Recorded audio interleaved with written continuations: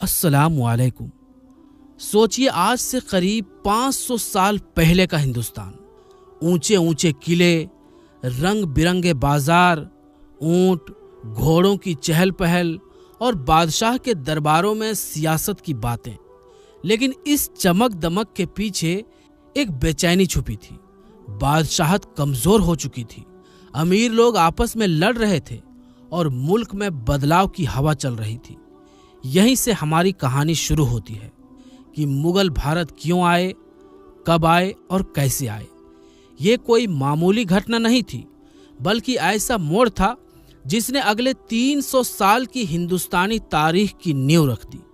दूर फरगाना और काबुल के पहाड़ों से एक नया शख्स हिंदुस्तान की तरफ बढ़ रहा था। ज़हीरुद्दीन मोहम्मद बाबर, एक ऐसा सिपहसालार जिसकी रगों में तैमूर और चंगेज खान का खून था और जिसकी नजरें दिल्ली के तख्त पर जम चुकी थी।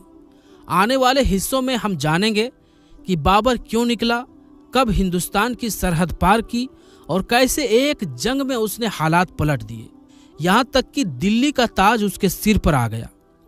1526 से पहले हिंदुस्तान में लोधी सल्तनत का दौर था। दिल्ली के तख्त पर इब्राहिम लोदी बैठा था, लेकिन उसकी पकड़ पूरे मुल्क पर मजबूत नहीं रही थी। बड़े बड़े सूबों के हाकिम और अमीर अपने अपने इलाकों में लगभग बादशाह बन बैठे थे। कोई पंजाब में अपनी ताकत दिखा रहा था, तो कोई बंगाल या मालवा में अलग हुकूमत जैसा चलाता था। ये लोग दिल्ली के हुक्म को मानते तो थे, लेकिन दिल से वफादार नहीं थे। दरबार में अमीरों और सरदारों की आपसी रस्साकसी ने हालात और बिगाड़ दिए। छोटी छोटी बातों पर झगड़े, साजिशें और एक दूसरे को नीचा दिखाने की कोशिश आम थी। शहरों और बाजारों में जिंदगी चल तो रही थी, कारीगर अपना काम कर रहे थे, मसालों और कपड़ों का सौदा हो रहा था, लेकिन सियासी माहौल में एक बेचैनी थी। लोग महसूस कर रहे थे कि मुल्क का निजाम कमजोर पड़ रहा है और बाहर से कोई ताकत अगर हमला करे तो उसे रोकना मुश्किल होगा। ऐसे ही हालात में दूर काबुल पर बैठा बाबर हिंदुस्तान को एक आसान निशाना समझने लगा और यही बेचैनी आने वाले बड़े बदलाव की निशानी साबित हुई। बाबर का असली नाम था ज़हीरुद्दीन मोहम्मद बाबर। वो एक ऐसी खानदान से था जिसकी नसों में दो बड़ी सल्तनतों का लहू दौड़ता था। एक तरफ तैमूर लंग, जो हिंदुस्तान तक को फतह कर चुका था, और दूसरी तरफ चंगेज खान, जिसने आधी दुनिया जीत ली थी। बाबर का बाप उमर शेख मिर्जा फरगाना का हाकिम था, जो आज के उज़्बेकिस्तान के इलाके में आता है। बाबर की जिंदगी की शुरुआत ही आसान नहीं थी। वो सिर्फ 12 साल का था जब अपने वालिद की मौत के बाद फरगाना का छोटा सा तख्त उसे मिल गया। इतनी छोटी उम्र में बादशाह बनना आसान नहीं होता। न तजुर्बा, न ताकत, और चारों तरफ दुश्मन ताक में बैठे हुए। उसके चाचा और करीबी रिश्तेदार भी मौका देखकर उसकी हुकूमत छीनने की सोचते थे। कम उम्र के बावजूद बाबर में एक सिपहसालार का दिल और दिमाग था। कभी किले की घेराबंदी झेलता, कभी अपने छोटे से लश्कर के साथ दुश्मनों का मुकाबला करता। ये शुरुआती मुश्किलें ही उसके अंदर वो हिम्मत और चालाकी लेकर आईं जो आगे चलकर उसे हिंदुस्तान के तख्त तक ले जाने वाली थी। फरगाना के सियासी उठापटक में बाबर कई बार तख्त से बेदखल भी हुआ, लेकिन उसने हार नहीं मानी। साल 1504 में अपनी छोटी सी फौज के साथ उसने काबुल की तरफ रुख किया। उस वक्त काबुल का निजाम बिखरा हुआ था और कोई मजबूत हाकिम नहीं था। बाबर ने चालाकी और जुर्रत के साथ वहां फतह हासिल की और काबुल उसका नया मरकज बन गया। काबुल पर कब्जा करने के बाद बाबर ने सबसे पहले अपने लश्कर को मजबूत किया, आसपास के इलाकों को काबू में लिया और खजाने की हालत सुधारी। उसने पहाड़ी किलों और रास्तों को महफूज किया ताकि बाहर से आने वाले खतरों से बचा जा सके। काबुल का इलाका सिर्फ फौजी लिहाज से नहीं, बल्कि कारोबार और सप्लाई के लिहाज से भी उसके लिए अहम था। यही जगह आगे चलकर बाबर की हिंदुस्तान की तरफ बढ़ने की तैयारी का असली ठिकाना बनी। काबुल में ताकत जमाने के बाद बाबर की निगाहें हिंदुस्तान पर पड़ी। उस वक्त दिल्ली के तख्त पर इब्राहिम लोदी बैठा था। इब्राहिम अपनी सख्ती और सख्त मिजाजी के लिए मशहूर था। दरबार में अमीरों और सूबेदारों के साथ उसका बर्ताव अक्सर तौहीन भरा होता। उसकी इस रविश से कई बड़े बड़े अमीर और अफसर नाराज हो गए थे। इस नाराज लोगों में पंजाब का गवर्नर दौलत खान लोधी और इब्राहिम का चाचा आलम खान भी शामिल थे। दोनों की इब्राहिम से गहरी दुश्मनी हो गई थी। उन्होंने बाबर को खत लिखकर बुलाया और कहा कि अगर वो दिल्ली आए तो वे उसकी मदद करेंगे और इब्राहिम लोधी को हटाकर उसे तख्त दिलाएंगे। बाबर पहले भी कई बार हिंदुस्तान में छोटे मोटे हमले कर चुका था, लेकिन इस बार उसका इरादा साफ था। यह सिर्फ लूटपाट का सफर नहीं होगा, बल्कि दिल्ली और आगरा का ताज अपने सिर पर सजाने का मिशन होगा। दावतें, सियासी कमजोरी और इब्राहिम के खिलाफ अंदरूनी बगावत, ये सब मिलकर बाबर के लिए हिंदुस्तान की राह खोलने लगे। दौलत खान और आलम खान की दावत मिलने के बाद बाबर ने हिंदुस्तान की तरफ कूच का फैसला किया, लेकिन ये कोई आसान सफर नहीं था। काबुल से दिल्ली तक का रास्ता लंबा, पहाड़ी और दुश्मनों से भरा हुआ था। बाबर ने सबसे पहले अपनी फौज का बंदोबस्त किया, रसद यानी खाना पानी और हथियारों का जखीरा तैयार किया, ताकि सफर के दौरान फौज भूख प्यास से कमजोर ना पड़े। उसने सरहदी चालें भी चली, छोटे छोटे किलों को अपने कब्जे में लेकर रास्ता महफूज किया और जगह जगह पर रसद पहुंचाने का इंतजाम किया। बाबर के पास उस वक्त की सबसे बड़ी बढ़त उसका तोप खाना था, जो उसने तुर्की तरीके से तैयार कराया था। बड़े बड़े लोहे के तोप और चलती फिरती बंदूकें यानी जंबूरक उसके लश्कर के साथ थी। उनका इस्तेमाल हिंदुस्तान की जंगों में नया और हैरान कर देने वाला था। इस सफर में बाबर ने न सिर्फ फौजी ताकत जुटाई, बल्कि अपने सिपाहियों का हौसला भी ऊंचा रखा, क्योंकि आगे जो जंग आने वाली थी वो सिर्फ हथियारों से नहीं, बल्कि हिम्मत और चालाकी से भी जीतनी थी। 1526 के बसंत में बाबर ने दिल्ली की तरफ बढ़ते हुए पानीपत के मैदान को जंग के लिए चुना। यह जगह चौड़ी, खुली और फौजी चालों के लिए मुफीद थी। बाबर ने यहाँ अपना मशहूर बैलगाड़ी ढाल कीलाबंदी यानी लेगर लगाया, यानी बैलगाड़ियों को एक कतार में बांधकर उनके बीच मजबूत रस्सियां और ढालें लगा दी, ताकि दुश्मन की घुड़सवार फौज सीधा हमला ना कर सके। इस किलाबंदी के पीछे बाबर ने तोपखाना तैयार किया। ये तोपें तुर्की अंदाज में इस्तेमाल होती थी। आगे से मुस्कटची यानी बंदूकचियों की कतार और पीछे से भारी तोपें, जो मैदान में डर और अफरा तफरी फैला देती। हिंदुस्तान में पहली बार इस तरह तोपखाना पूरे इंतजाम और प्लान के साथ इस्तेमाल होने वाला था। इसके साथ बाबर ने तुलुगमा नाम की तरकीब अपनाई, यानी अपनी फौज को दाएं और बाएं पंखों में बांटकर दोनों तरफ से दुश्मन को घेरने की चाल। ये तरीका उसने मावराऊ नहर और तुर्की जंगों से सीखा था। मैदान में उसने ऐसा इंतजाम किया कि इब्राहिम लोदी की बड़ी लेकिन बिखरी हुई फौज बीच में फंसकर रह जाए और चारों तरफ से उस पर वार हो। बाबर की यह तैयारी न सिर्फ जंग जीतने के लिए थी, बल्कि ये दिखाने के लिए भी थी कि वो हिंदुस्तान में पुराने ढंग की जंग नहीं लड़ेगा। वो नई सोच और नए हथियारों के साथ आया था।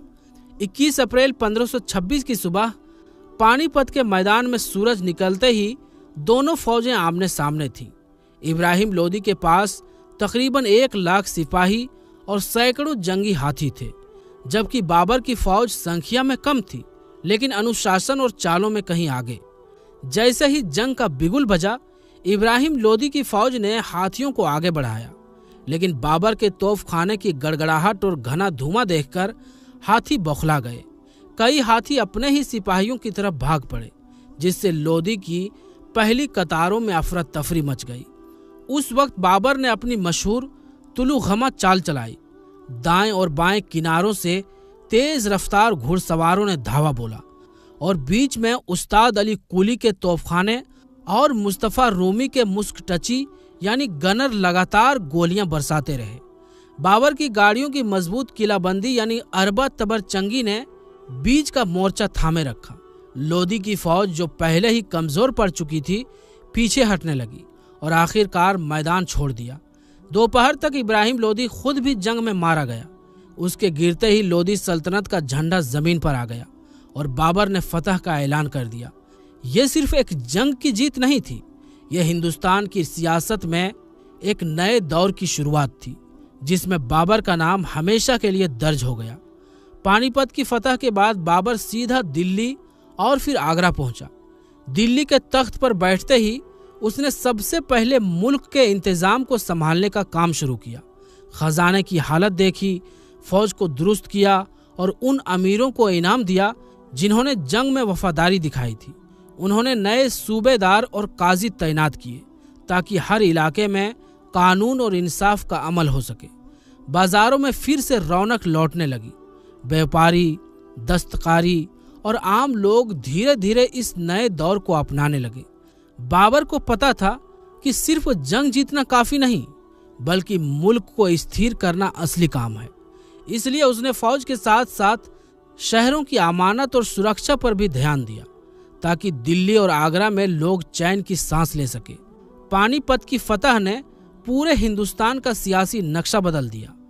दिल्ली की गद्दी पर बैठने के बाद बाबर ने कई सूबों और इलाकों में अमीरों की तैनाती बदल दी। जिन लोगों ने लोधी सल्तनत के दौर में ताकत जमा कर रखी थी, उन्हें या तो हटा दिया गया या फिर नए मराकज में भेज दिया गया। इस बदलाव का असर दूर दराज के इलाकों तक पहुंचा।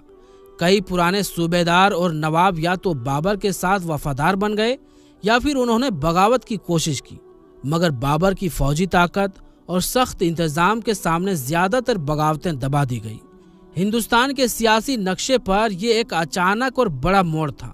जहां कल तक लोधी सल्तनत का राज था, वहां अब एक नई ताकत यानी मुगल सल्तनत कदम जमा चुकी थी। बाबर की हुकूमत में इंसाफ को सबसे अहम माना गया। चाहे कोई अमीर हो या गरीब, मुसलमान हो या गैर मुसलमान, कानून सबके लिए बराबर था। अदालतों में फैसले बिना लालच और डर के सुनाए जाते थे और गुनहगार को सजा देने में देर नहीं होती थी। फौज में भी बाबर ने सख्त अनुशासन रखा। चोरी, जुल्म या बेमतलब की लड़ाई झगड़े की इजाजत नहीं थी। सिपाही से लेकर अफसर तक सबको अपने काम और हद में रहने की पाबंदी थी। गैर मुस्लिम रैयत को भी अपने मजहबी अमल की पूरी गुंजाइश दी गई। मस्जिदों की तामीर और इबादत के साथ साथ बहुत सी मंदिर और दूसरी इबादत गाहें भी महफूज रही। बाबर का मानना था कि हुकूमत का मकसद अमन और इंसाफ देना है, न कि जबरदस्ती मजहब बदलवाना। बाबर सिर्फ एक जंग जीतने वाला सिपाही सालार नहीं था, बल्कि इल्म और अदब का भी शौकीन था।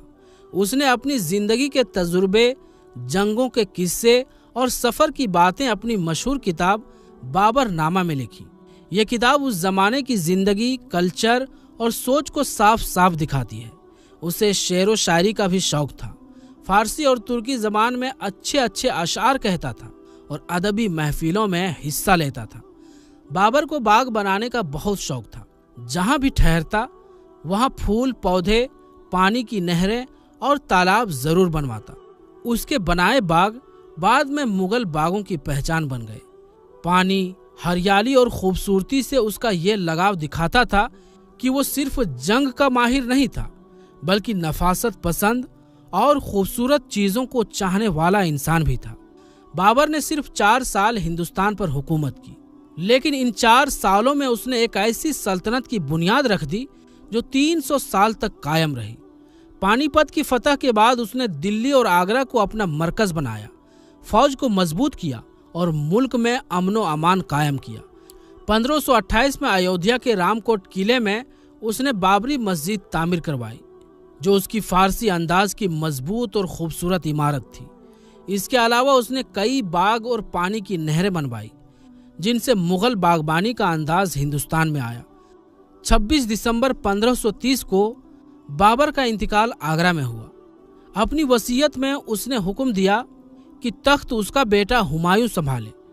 शुरू में बाबर को आगरा में दफन किया गया, मगर बाद में उसके जसदे खाकी को काबुल ले जाकर बागे बाबर में दफन किया गया, वही बाग जिसे उसने अपने हाथों से सजाया था। बाबर के बाद हुमायूं ने गद्दी संभाली और फिर अकबर, जहांगीर, शाहजहां, औरंगजेब जैसे बादशाह आए, जिन्होंने इसी बुनियाद पर अपनी अपनी इमारत खड़ी की। बाबर की असली विरासत उसकी फौजी सतहों के साथ साथ उसका अदल, इल्म व अदब से लगाव और हिंदुस्तान से मुगल सल्तनत की मजबूत शुरुआत थी। उसकी वसीयत के मुताबिक उसका बड़ा बेटा हुमायूं दिल्ली के गद्दी पर बैठा। उस वक्त हुमायूं की उम्र सिर्फ 22 साल थी और वो अपने वालिद की तरह दिलेर और पढ़ा लिखा तो था, मगर तजुर्बे में अभी नया था। बाबर की अचानक मौत ने नव तामीर मुगल सल्तनत को हिला दिया। दुश्मन फिर से सर उठाने लगे और अंदरूनी सियासत में भी हलचल पैदा हो गई। सबसे पहले अफगान सरदार और लोधी खानदान के बचे खुचे लोग जो पानीपत की जंग के बाद शांत हुए थे, फिर से बगावत की सोचने लगे। कई सूबों में बाबर के दौर के गवर्नर और अमीर अपनी वफादारी परखने लगे। बाबर ने अपने ज़माने में जो फौज, खजाना और तामीरात छोड़ी थी, उनको कायम रखना हुमायूं के लिए बड़ी चुनौती थी। दूसरी तरफ गुजरात के सुल्तान बहादुर शाह एक मजबूत और चालाक हाकिम थे। उनकी नज़र मालवा और राजस्थान के साथ साथ दिल्ली तक फैलने पर थी। बंगाल में भी शेर खान सूरी, जो बाद में शेर शाह सूरी कहलाया, अपने इलाके और ताकत बढ़ा रहा था। ये दोनों ही हुमायूं के लिए आने वाले दिनों में सबसे बड़े दुश्मन साबित होने वाले थे। हुमायूं ने शुरुआत में सल्तनत को संभालने और अपने वालिद की बनाई नींव को मजबूत करने पर ध्यान दिया। उसने दिल्ली और आगरा में तामीरात और बाजार की रौनक बरकरार रखी और बाबर के बनाए बागों और किलों की देखभाल का हुक्म दिया। मगर बाबर जैसी सख्त और तेज फैसले लेने की आदत हुमायूं में कम थी, जिसकी वजह से कई मौकों पर दुश्मनों को बढ़ने का मौका मिला। इस दौर में हुमायूं की सबसे बड़ी मुश्किल ये थी कि बाबर की अचानक मौत के बाद सल्तनत को अभी पूरी तरह से गहरे तक पकड़ बनाने का वक्त ही नहीं मिला था। अमीरों में भी कई गुट बन गए थे। कुछ हुमायूं के साथ थे तो कुछ अपने पुराने अफगान रिश्तों या इलाकाई ताकत की तरफ झुक गए थे। यानी बाबर के इंतकाल के बाद हुमायूं का पहला दौर आसान नहीं था। एक तरफ बाहरी दुश्मन, दूसरी तरफ अंदरूनी साजिशें और ऊपर से नई नई गद्दी का बोझ। मगर यही वक्त था जिसने आने वाले सालों में हुमायूं के असली इम्तिहान की बुनियाद रखी। बाबर का नाम सिर्फ एक जंगजू बादशाह के तौर पर नहीं, बल्कि एक दूरअंदेश और बुनियाद रखने वाला हाकिम के तौर पर भी लिया जाता है। उसकी सबसे अहम देन उसकी फौजी तरकीबें थी। पानीपत की पहली जंग में बाबर ने तोपखाना और तुर्की अंदाज की तुलुगमा चाल इस्तेमाल की, जिसमें फौज को दाएं बाएं से घेर कर दुश्मन को तोड़ा जाता था। ये उस दौर में हिंदुस्तान के लिए बिल्कुल नया तरीका था और बाद के मुगल बादशाहों, खासकर अकबर ने इसे अपने फौजी निज़ाम में जारी रखा। दूसरी अहम विरासत थी अदलो इंसाफ की बुनियाद। बाबर ने यह साफ किया कि सल्तनत में कानून सब पर बराबर लागू होगा, चाहे मुसलमान हो या गैर मुस्लिम। उसने रैयत के हक और अमनो अमान को अहमियत दी। इस नींव पर आने वाले बादशाहों ने अपने अपने दौर में मजबूत सियासी ढांचा बनाया। यही वजह थी कि मुगल हुकूमत लंबे समय तक हिंदुस्तान में टिक सकी। सांस्कृतिक तौर पर बाबर ने फारसी जबान और अदब को हिंदुस्तान में मजबूती दी। उसकी अदालत, शेर व शायरी और किताबत की महफिलों की रिवाज आगे अकबर, जहांगीर और शाहजहां के दौर में भी फैला। बाबर का अपना बाबरनामा आज भी तुर्की फारसी अदब का बेहतरीन नमूना माना जाता है और ये उस जमाने की समाजी सियासी तस्वीर पेश करता है। बागबानी और तामीरात में बाबर का असर सबसे दिलचस्प था। उसे पानी और सरोवरों से खास लगाव था। उसने काबुल, आगरा और दूसरे शहरों में बाग बनवाए, जैसे आगरा का आराम बाग और काबुल का बागे बाबर। ये बागबानी की रिवायत बाद के बादशाहों ने भी अपनाई और शाहजहां के दौर में ये ताजमहल के 4 बाग तक पहुंची। सबसे बढ़कर बाबर की असली विरासत ये थी कि उसने सिर्फ ताज और इलाका नहीं जीता, बल्कि एक ऐसी सल्तनत की बुनियाद रखी जो 300 साल तक हिंदुस्तान के सियासी, सांस्कृतिक और तामीरी नक्शे को बदलती रही। उसकी शुरू की गई कई नीतियां और रिवायतें अकबर के दौर में मजबूत हुई, जहांगीर शाहजहां में अपने उरूज पर पहुंची और औरंगजेब तक सल्तनत के मजबूत ढांचे का हिस्सा बनी रही। यानी बाबर का असर सिर्फ अपने जमाने तक सीमित नहीं था, उसने हिंदुस्तान की तारीख में एक नया दौर शुरू किया जिसकी गूंज सदियों तक सुनाई देती है। तो प्यारे दोस्तों, आज के लिए बस इतना ही। इंशाअल्लाह मिलेंगे फिर किसी नई वीडियो के साथ। तब तक के लिए अस्सलामु अलैकुम, अल्लाह हाफिज।